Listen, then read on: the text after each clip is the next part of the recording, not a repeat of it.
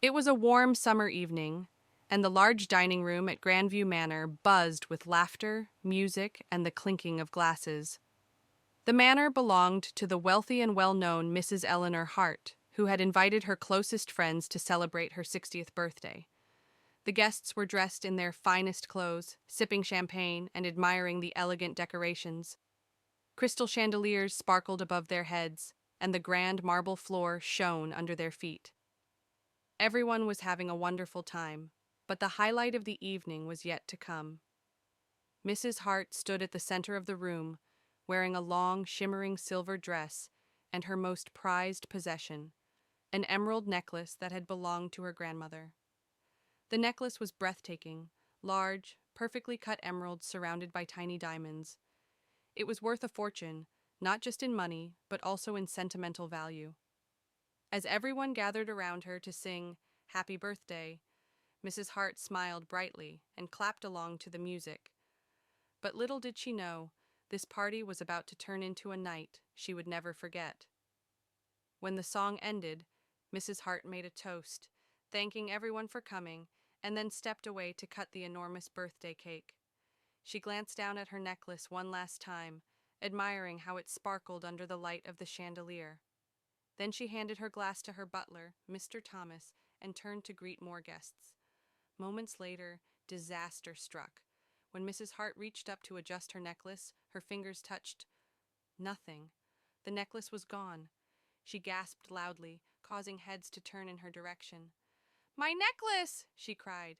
"It's missing!" The room fell silent. Guests looked at one another with confusion and shock. "It must have fallen off," someone said. People began to look around on the floor, under tables, and among the chairs. But there was no sign of the necklace.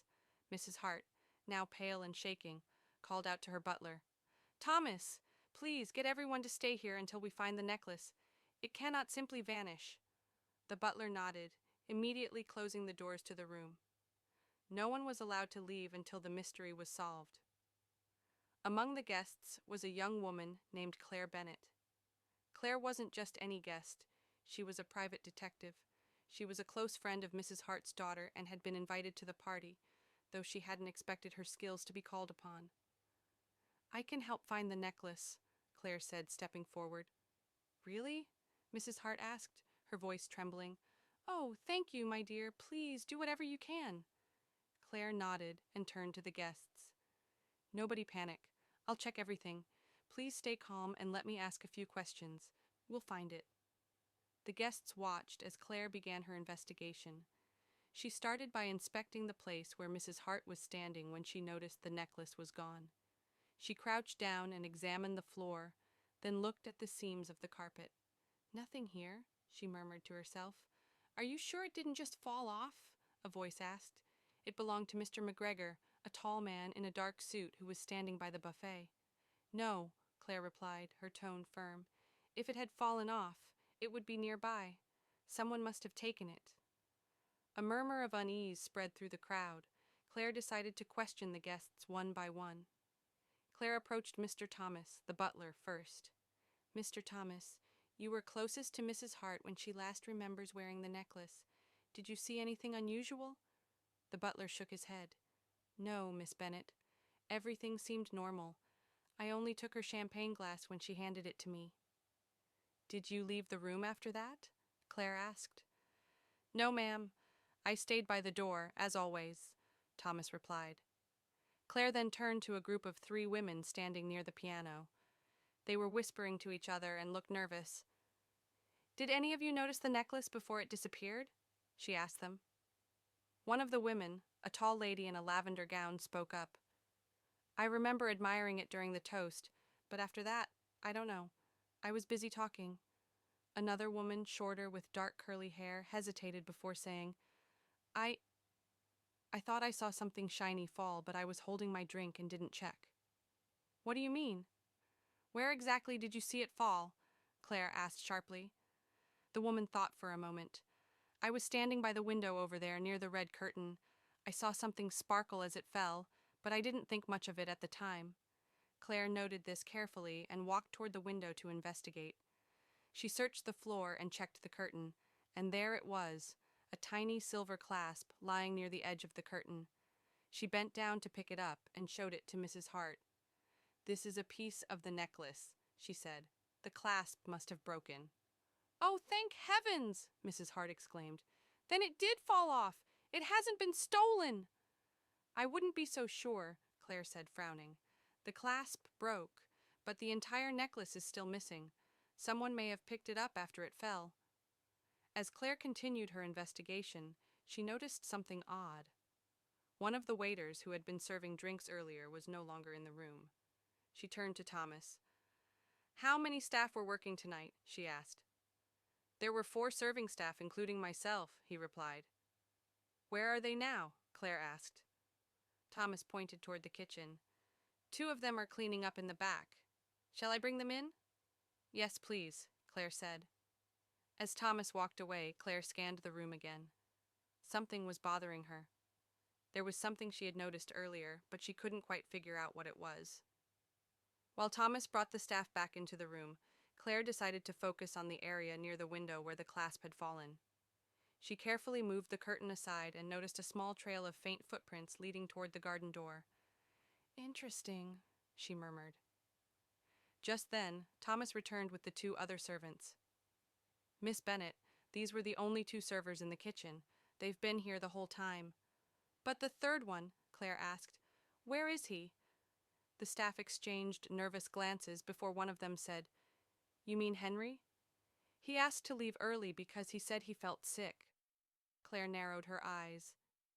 "Did anyone see him leave?" Thomas hesitated. "Well, no, he told me quickly and I allowed it. I didn't think much of it at the time." "Did Henry seem nervous?" Claire asked. "He did seem a little distracted," Thomas admitted. "But he's new. I assumed he was overwhelmed."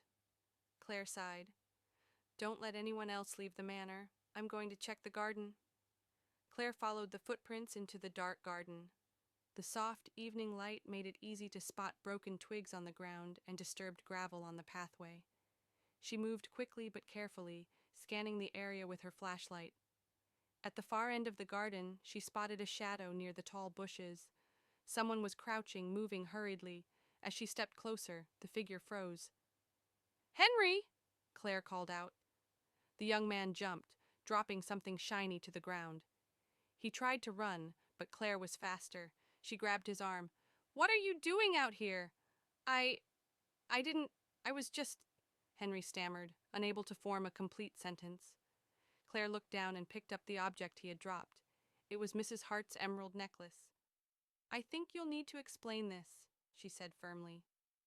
Back in the dining room, Claire presented the necklace to Mrs. Hart, who sighed with relief, but also anger. "Why would you do this, Henry?" she asked. Henry's face was red and he looked ashamed. "I didn't want to steal it," he said quietly. "I saw it fall when you were talking to your guests. I was going to give it back, but when I picked it up, I panicked. I thought no one would believe me if I said I found it, so I hid it." "Why run away then?" Claire asked, crossing her arms. "I got scared," Henry admitted. "When everyone started talking about theft, I thought they'd accuse me right away." Mrs. Hart sighed and looked at Claire. "Well, my dear, I think we've solved the mystery." "Indeed," Claire said. "Your necklace was never stolen, only taken by someone who made a very poor decision. Henry, I think you've learned your lesson." Mrs. Hart decided not to press charges, but Henry lost his job. The guests applauded Claire's excellent detective skills, and the party slowly returned to normal. Mrs. Hart put her necklace back on, this time making sure the clasp was properly fixed.